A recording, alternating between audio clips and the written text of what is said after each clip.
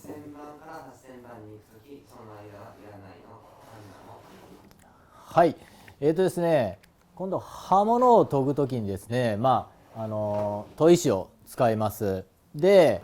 基本的には、1000番ね、1000番で、形を作って、その後もう次一気に8000番に飛んでですね、ここで、仕上げをかけていっていきます。でそれで基本的には、問題ありません。僕らプロフェッショナルでも1000番と8000番で、十分仕上げをかけることができます。で、もっとですね、きめ細やかに、競技用にですね、刃を作りたいと思った場合にはですね、この間に、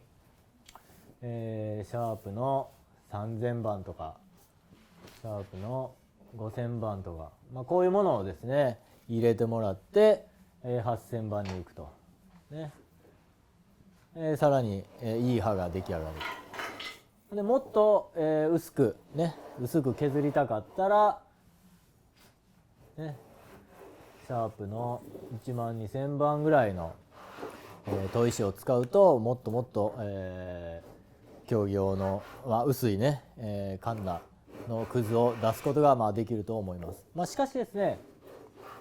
これシャープの1000番と8000番で十分、仕事できますんで、最初と言わずですね、これで、しっかりと研ぎ上げることができる、そういうふうに持っていってもらえたらなと思います。